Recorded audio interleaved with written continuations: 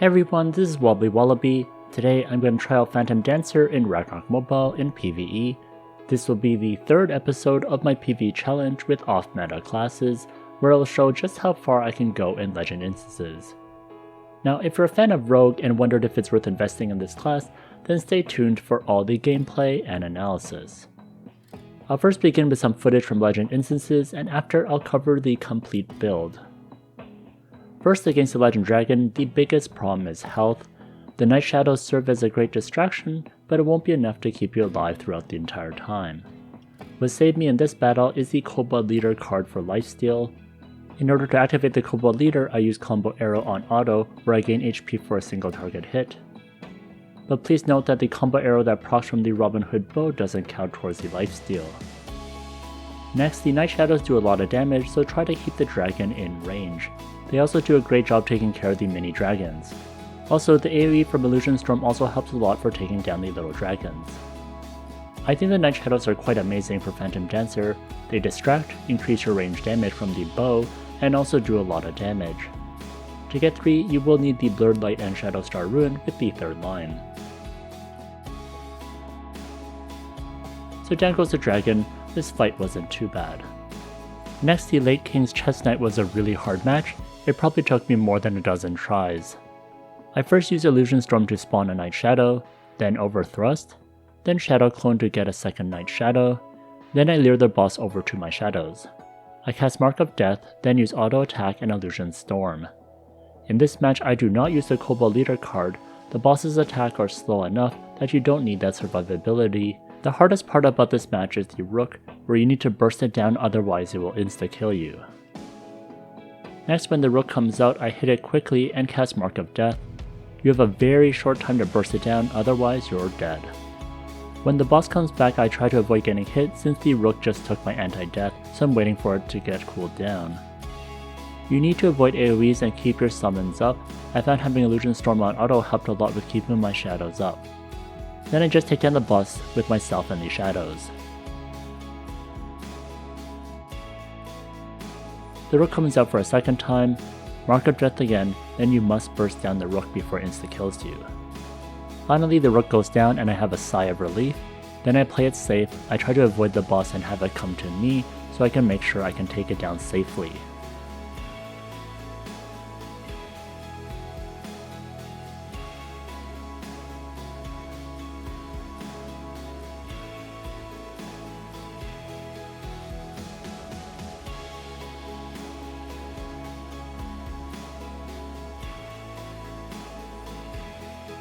Finally, the boss goes down.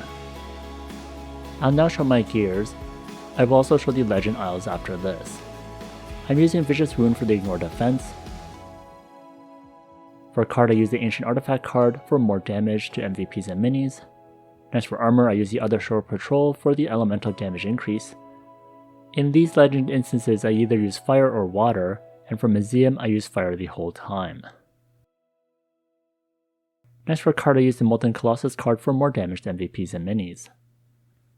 Next, I use the Leader's Pauldron for the Ignore defense and skill damage. For card, I use the Dreamy Kate Side Star card for the penetration percentage.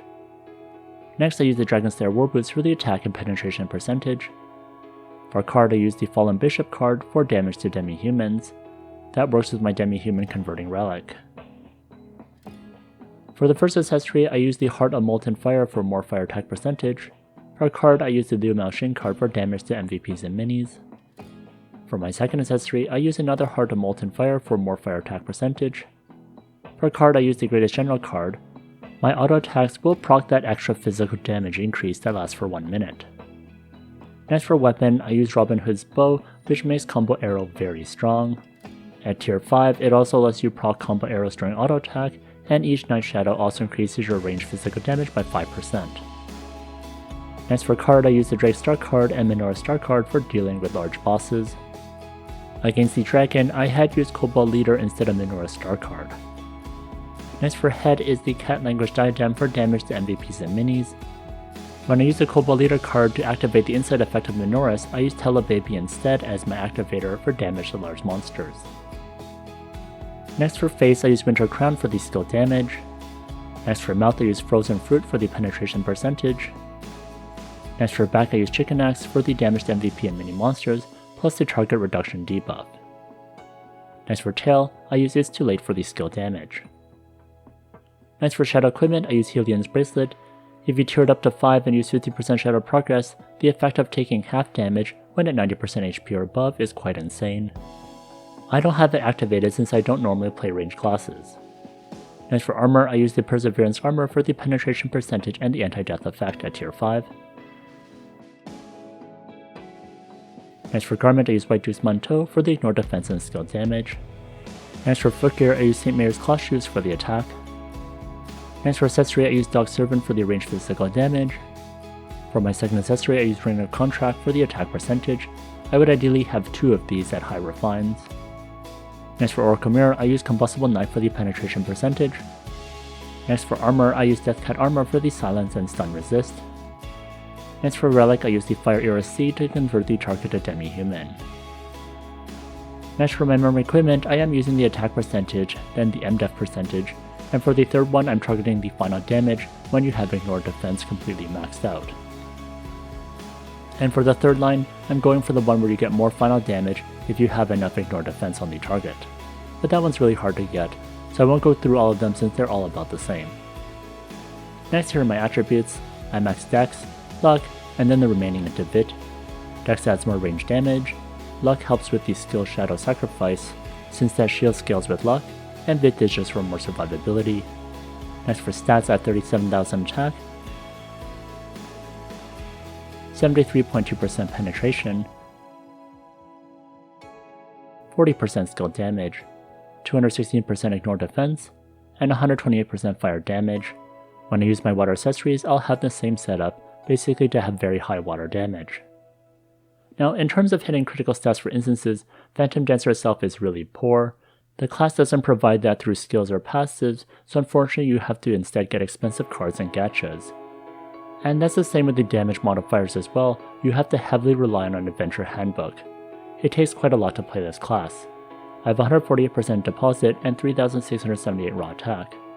Now, with a 15% deposit free to play Klitzberg account, I could clear Legend Alice 1-3 and Museum 1F solo because that class is so busted, so Phantom Dancer comes nowhere near to Klitzberg in terms of damage potential. Next, here are my skills. First are my Thief skills. Next are my Rogue skills.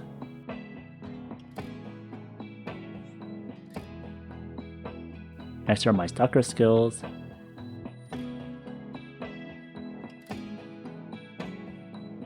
Next are my Shadow Chaser skills. And for Phantom Dancer, invest in everything. For my manual bar, I have Shadow Clone, which makes a nice shadow for you. Then I have Illusion Storm, which is a great AoE and also spawns a shadow. Next is Combo Arrow, which I sometimes cast manually. Then there's Bloodthirst for some fixed damage against bosses, as well as that hurts mobs as well. Then Shadow Sacrifice to get a shield, and then there's Mark of Death for more damage to the targets. For my next manual slots, I have Chaos Panic, Mana Trap, Hiding, Shadow Clone, Combo Arrow, and my Plagiarized skill, which is Overthrust. You can see it when I have the Under Practice While Learning skill. Now in auto, I have Auto Attack and Illusion Storm. If I want Life Steal, then I swap Illusion Storm for Combo Arrow and use the Cobalt Leader card. Next are Advanced Ruins. First is Accurate Shooting for more critical damage when auto attacking. This is optional since more of your damage comes from skills than it comes from auto attack. Next is Mind Confusion Ruin for more damage to enemies in fear. This is useful against mobs. Next is Death's Notice Ruin, ideally get a high first line for PvE. Next is Arrow Combo Ruin, aim for a high second line since Triangle Shot contributes to your combo arrow damage. Next is Bird Light and Shadow Star Ruin, aim for a third line, then a high first line for more Night Shadow attack. Next, Soul Cracking Assault Ruin, this helps proc Disabling Strike when auto attacking, a high first line is good. Next for Arcane Ruins, I have the War Preparedness Ruin for a shield, White Blade Ruin for more damage when there's just one enemy within 5 meters, Spirit Ruin because I hate running out of SP. Next for consumables, Frontier Royal Salad is food that I eat for anti-death. Then you should have Agi B, Dex B, Luck B, and Vit B. You can also have a normal precision stone to deal with the weapon penalty, and alloys to make you stronger temporarily, for example fire mastery, slow attack, fire controlling, and rapid attack. As for arrows, Fear Arrow is great as you can use the elemental converter on top of this, and having 30% damage to all races is huge, so definitely use this. Now, despite clearing Legend Museum and being able to effectively achieve some critical stats, there are some problems. Phantom Dancer lacks good debuffs, which is what makes S tier classes really great, and also lacks a lot of damage modifiers itself. You have to heavily rely on Adventure Handbook to make up for those. Now, debuffs help the target get weaker, so you can solo or party kill stuff faster. For example, on PSR, the dragon is taken down very, very slowly. You lack the debuffs like Klitzberg to really take it down quickly. Also, against mobs, Illusion Storm casts a bit too slow, so it's hard to spam. I find Phantom Dancer is very bad against mobs, so for dealing with Constellation Tower and Bystar Airship, I would avoid it. Next, I'll finish off with some more legend footage from Isles. First is the Magma Golem.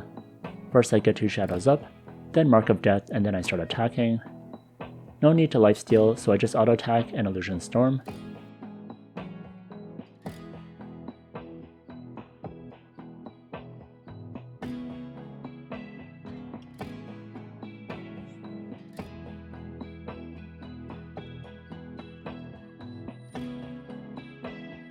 The golem goes down quite quickly.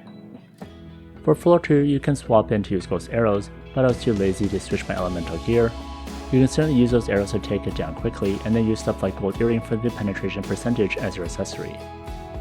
The totem is quite tanky and does a lot of damage. He doesn't seem to like targeting my shadows, so he just keeps beating me down.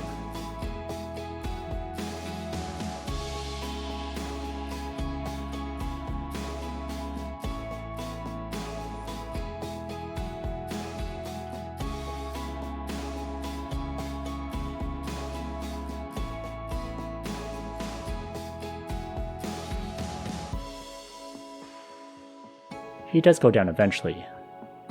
Finally is floor 3. This is a hard one where AoE is important. Illusion Storm is definitely useful here.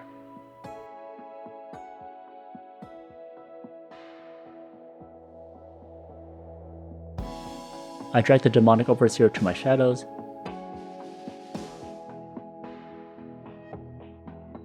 and then at phase 2 the AoE comes in handy against the mobs.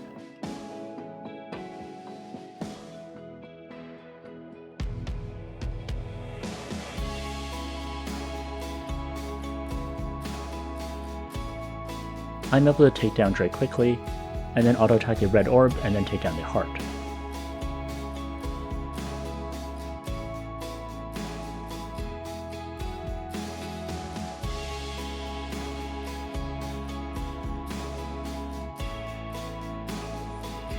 Then I need to Mark of Death the boss again. Then I do some hit and run to take down this boss. I do love that these shadows can distract the boss and do a lot of damage.